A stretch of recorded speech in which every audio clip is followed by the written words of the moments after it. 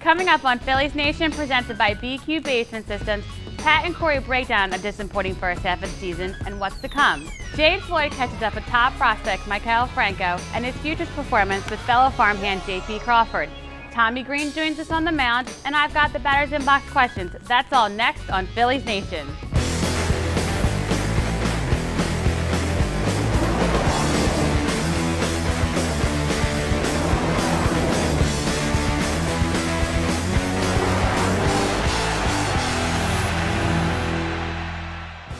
What's up, everyone? This is Phillies Nation presented by BQ Basement Systems. He is Corey Seidman. I am Pat Gallen, and we are here at Fieldhouse Sports and Beer Hall in Center City, Philadelphia. Well, that's it for the unofficial first half of the baseball season. The Phillies 42-53. They are 10 games out in the National League East, and if you're counting, 9.5 out in the wild card. Well, some of the numbers, though, not pretty in the first half of the Phillies season. A .238 batting average, a .301 on base percentage. That's 13th out of 15 teams, and their OPS .664. That's 14th out of 15 National League teams. The run differential -47. You're just not going to win a whole lot of games when you play baseball that way like they did through the first half. The Phillies' composite numbers in the first half is like a typical Delman Young season. A .238 batting average, a .301 on base percentage. It's pathetic. They're also on pace for their worst batting average with runners in scoring position since 1971. That's how bad this first half has been. And you know, I was at the game last Saturday, and Ryan Sandberg said before Saturday's game against the Nationals that the Phillies had beaten good teams, and that at least was something that he could draw some positives from. Is that true? But it's not true. I went back and looked. Maybe it seems like that because they've recently beat the Cardinals and the Braves, and they swept the Brewers. But against teams over 500 in this first half, the Phillies were 20-32. And against teams under 500, they were 22-21. So bad against the good teams and 500 against the bad teams, that above all else tells you what the Phillies are. So it wasn't all bad. Why don't you pick out one good, one bad from the first half that stood out to you? Well, the good clearly was the Phillies bullpen. Ken Giles, a .64 ERA, 13 2/3 scoreless innings heading into the break, striking out 11.3 batters per 9 innings. Justin DeFreitas also stepped up as the first half went on. Jake Diekman continues to be kind of an enigma. He has the dominant stuff. The results aren't always there, but this bullpen, you feel pretty strongly about it moving forward. It was a unit that was much maligned in April, but right now the Phillies have legitimate young difference-making pieces that have swing and miss stuff. All right, how about your bad? Well, the bad's Ryan Howard. It's kind of a shame. Ryan Howard looks like he's on his last legs here. Final 15 games before the break, he went 5 for 53. That's an .094 batting average. He had 2 extra base hits in those 15 games. He struck out 15 times. You go even further, 1 home run in his final 101 plate appearances leading into the All-Star break, and just 2 doubles in 24 games. His slugging percentage in those games was just over 200. It's been a shame because Chase Utley and Marlon Byrd have been hot much of the season.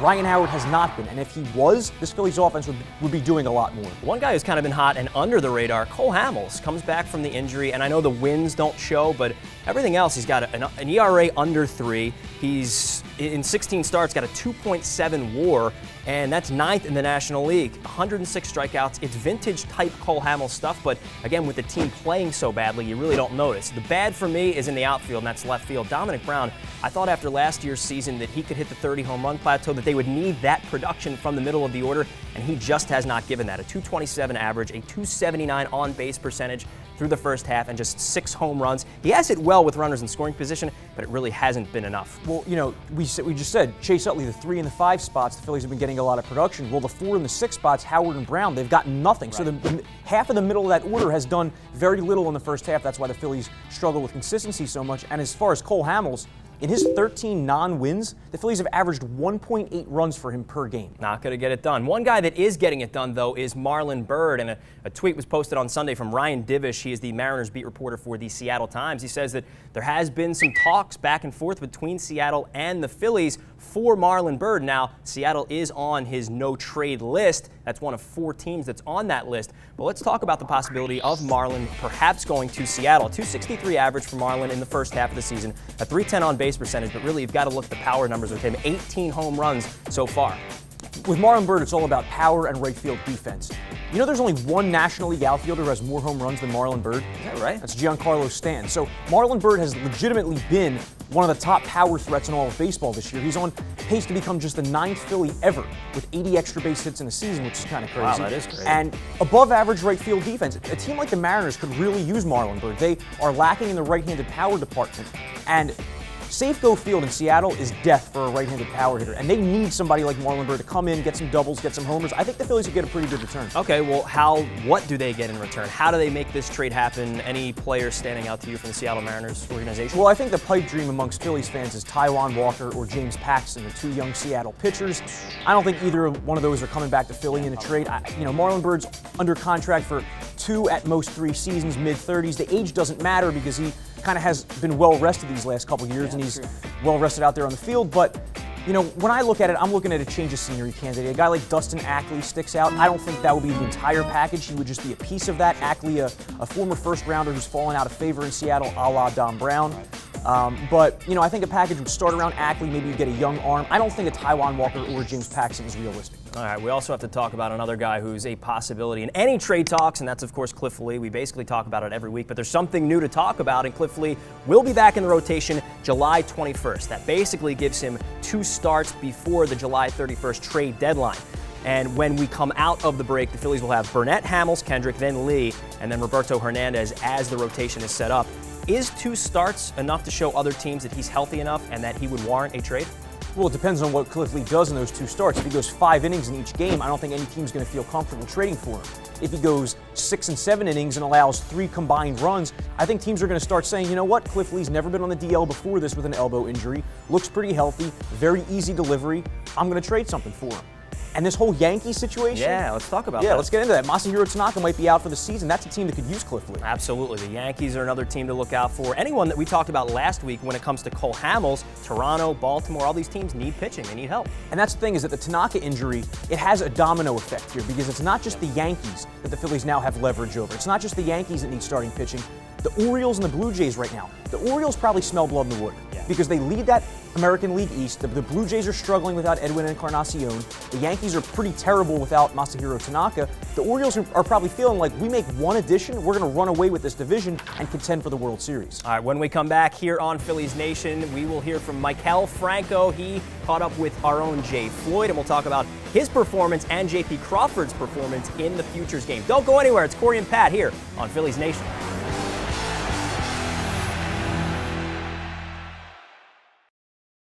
Our customers tell us it's important that they know who they're doing business with. Basement foundation issues are never fun, and finding a contractor that you can trust can be hard. That's why I founded BQ Basement Systems in 1997. We're the experts in identifying and fixing problems in your basement, your crawl space, foundation repairs, and all things basementing. Have one of our certified inspectors out for your free evaluation and estimate. Visit us at bqbasementsystems.com or call us at 1-800-339-2070. Live sports, craft beer, great food, good times. What more do you need? Every day is a party at Fieldhouse Sports and Beer Hall, the largest sports bar in Center City. Come to 11th and Filbert to see what you've been missing. We're very excited to implement a program called 8 Weeks to Wellness. At Summit Spine and Wellness, we combine chiropractic care, massage therapy, customized nutrition, personal training, and meditation. If you want to improve your health, take the 8 Week to Wellness Challenge like Dan, who lost 32 pounds, 6 inches off his waist, and 94 points off his cholesterol. We use a customized wellness score to measure your health and develop a diet and fitness plan just for you. Call our office at 215-487-2500 and ask about getting set up for your wellness score. In a world where bankers have lost all interest, where robots and fat cats rule our fortunes, one woman will stand up and strive to do the impossible. Be treated like a person. Friends and neighbors will join her quest. Ordinary people will band together against the forces of corporate greed. And together they will form Philadelphia Federal Credit Union, already in a neighborhood near you. A name that Phillies fans were high on heading into the 2014 season was third base prospect Maikel Franco. The 21-year-old shot up prospect rankings a year ago when he slammed 31 homers and drove in 103 runs in a split season with Class A Advanced Clearwater and AA Reading. This year the offense has been less substantial as he's batted close to the Mendoza line all year at AAA Lehigh Valley. I expect him to be here, just another level, just try to coming in and doing my everything and work out and everything, it's gonna be fun to me. The young righty batter understands any concern from the Phils fan base based on his rank as the organization's top prospect. He wants to assure the Phillies faithful that things are about to turn around. Sometimes it's hard to do because, I know I'm a young guy, but I'm just not thinking about this, just coming in, doing the best I can and work hard and everything. Just when we go out there, just not think about anything, just try to have a good game and help for my team and the best I can. I know it's tough because last year I'm doing great. Now I'm gonna be in trouble a little bit, but I know it's coming. I work hard and die and everything, and I thought he's coming soon.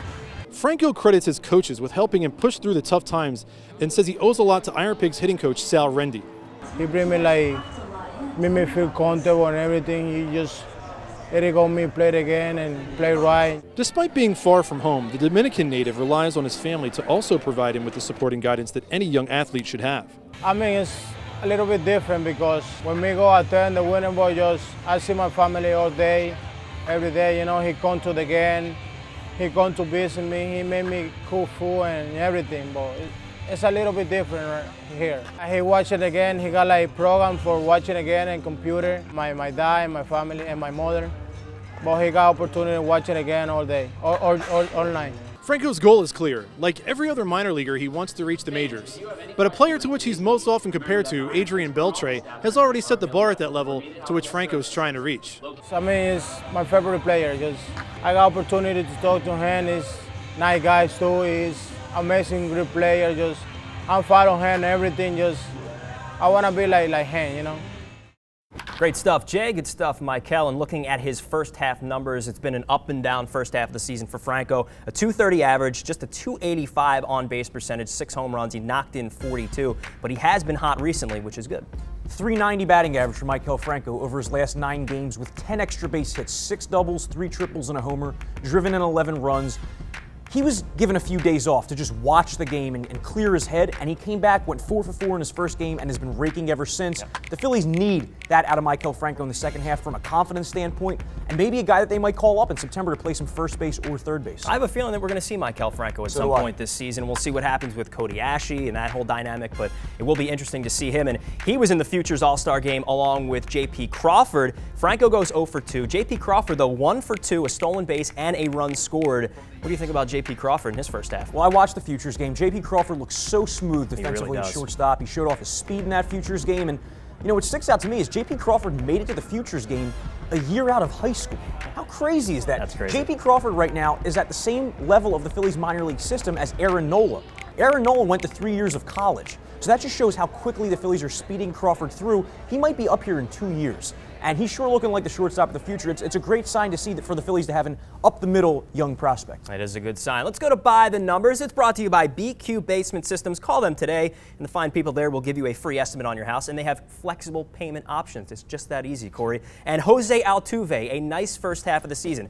It's so nice that, in fact, he was the second player in the last 100 years to have 125 or more hits and 40 or more steals before the All-Star break. Penny Lofton the other 20 years ago. It's unbelievable. And he gives hope to everybody who's 5'5" and wants to play professional sports. Exactly. Also, the only player, do you know this, the only player to hit a home run in all 30 current Major League Baseball parks. I was having this conversation with the great Jason Stark, who joined us a few weeks ago here on this show. Do you know the guy? Do you know who that is? I don't. Who is it? It's Mark Reynolds, of all people. Well, he does hit a lot of homers. I wouldn't have guessed him. He's the only one. I would have guessed like Adrian Beltre, probably. He's the answer to every trivia question like that. It's true. My 2 by the numbers, Jake Diekman. Yeah. On Saturday, the game that he was ejected, a game that he wasn't, happy about being tossed. No, he was not. But Jake Diekman, in that game, Denard Span led off with a walk. Denard Span was the first left-handed batter that Jake Diekman had walked all season.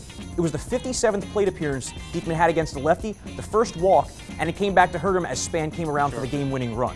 That's my first. My second deals with your boy Mark Reynolds. Oh, how about that?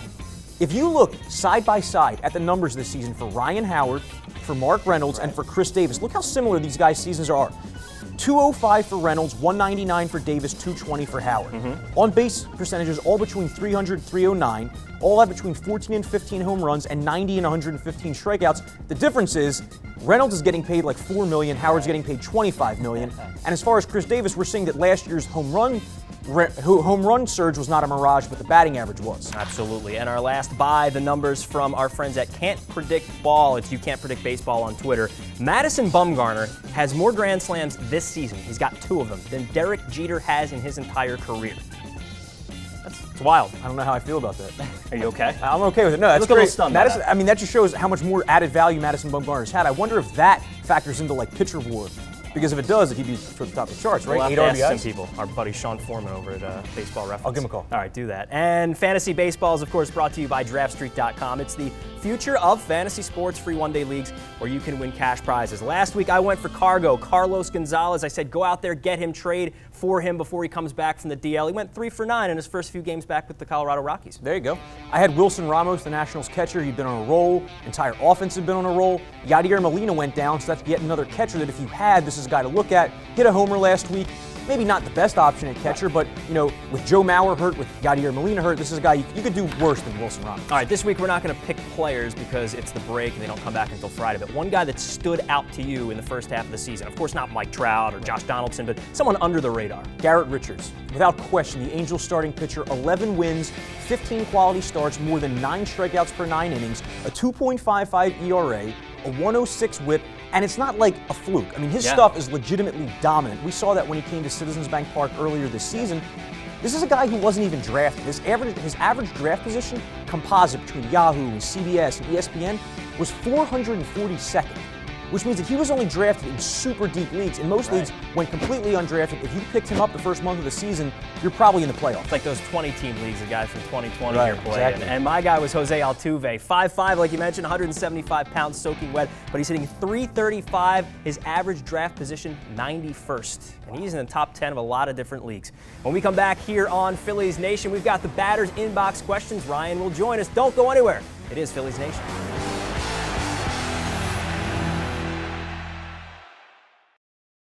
Travel is not the exciting adventure it used to be. I still love the destination, yet getting there can be a hassle unless you travel like the pros. Major League Vacations offers exciting personal or group travel options to your team's away game or your favorite vacation destinations. MLV does all the legwork.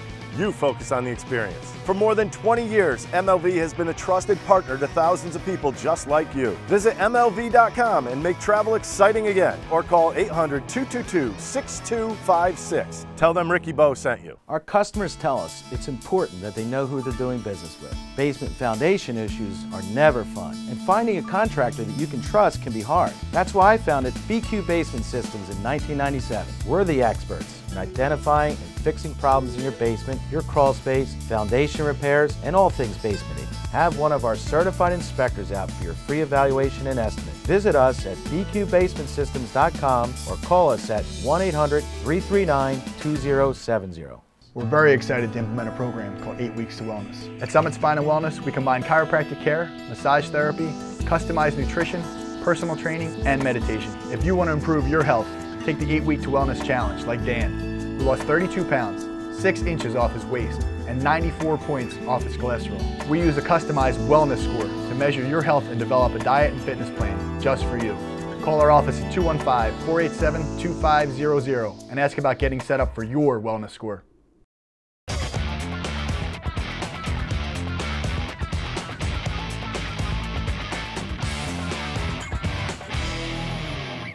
Welcome back to Phillies Nation. I'm Ryan Williams here with Pat and Corey, and it's time for our Batters Inbox questions, where the guys debate your question and I'll pick the winner. Ready?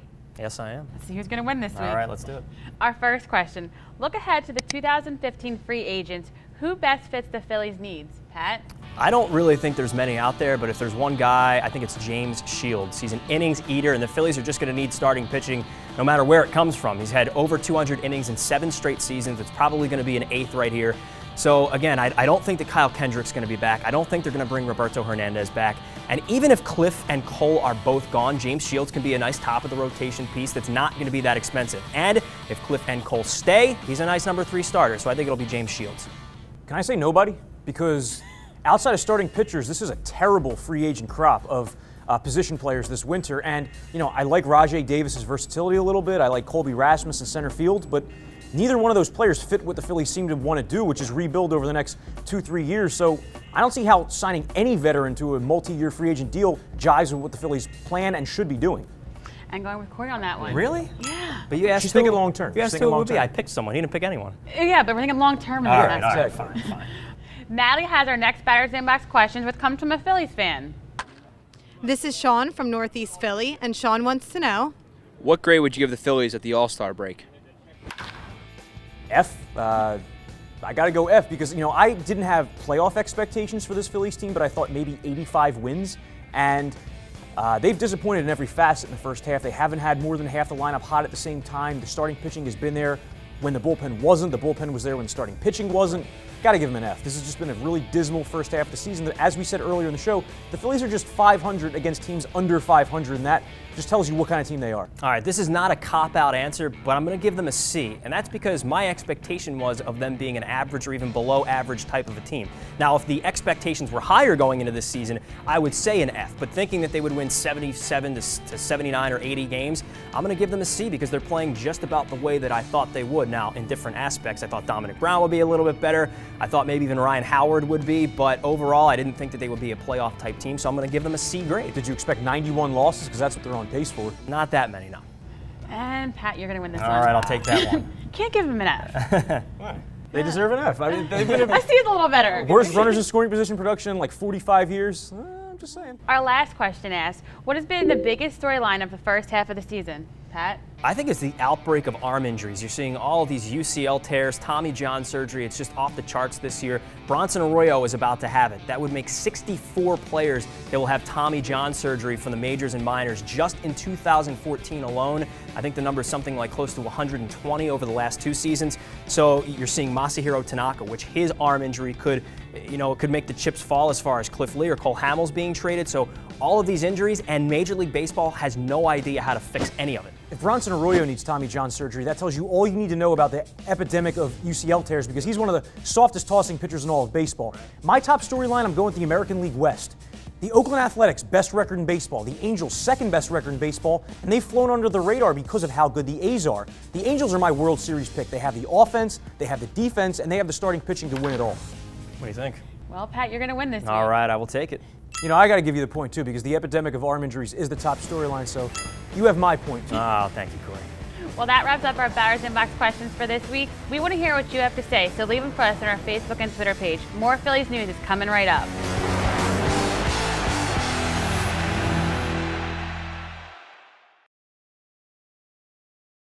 In a world where bankers have lost all interest, where robots and fat cats rule our fortunes, one woman will stand up and strive to do the impossible. Be treated like a person. Friends and neighbors will join her quest. Ordinary people will band together against the forces of corporate greed. And together they will form Philadelphia Federal Credit Union, already in a neighborhood near you. Our customers tell us it's important that they know who they're doing business with. Basement foundation issues are never fun, and finding a contractor that you can trust can be hard. That's why I founded BQ Basement Systems in 1997. We're the experts in identifying and fixing problems in your basement, your crawl space, foundation repairs, and all things basementing. Have one of our certified inspectors out for your free evaluation and estimate. Visit us at bqbasementsystems.com or call us at 1-800-339-2070. At Village Catering, we're committed to making your event one to remember. We are family owned and operated, and for more than 30 years, we've made our mark on Philadelphia as a go-to caterer for all of your special events. We're also the official caterer of the Flyers and Soul and the preferred caterer of Temple Athletics. We'll work with you at customizing your off-site event, or you can have your event at our on-site facility, the Cottage Greene, so that you'll feel like a guest at your own party. Contact us at 215-698-1117 or villagecatering.com, and we'll help you make a memory today. Phillies Nation is filmed at Fieldhouse Sports and Beer Hall in Center City, Philadelphia. Visit them for drink specials and the remainder of the Phillies season.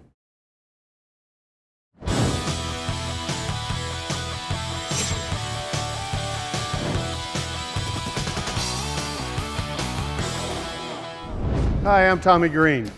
Today we're going to talk about incidents that happened to me, the craziest thing a catcher ever said to me out on the mound when he come out to me. In particular, and it wasn't in the big leagues, believe it or not. It was in the AAA ball with the Richmond Braves, and the current Phillies coach, John Miserock, was my catcher. He come out to the mound one day, and I was struggling a little bit. and he was trying to break the ice a little bit with me, I think, because I was all tensed up and a couple runners on base, and he said, "Hey, Tommy, look over my right shoulder. See the blonde in the stands right there? I'm going out with her tonight. Don't you wish it was you?" And it made me laugh and smile and broke the thing, and I ended up getting out of the inning. And that part, after the game, I mean, during the course of that game, I got better as it went. Kind of broke the ice, took a little bit of tension out of me, helped me that day. Hope this answers that question on what sometimes happens out on the field with a catcher and pitcher.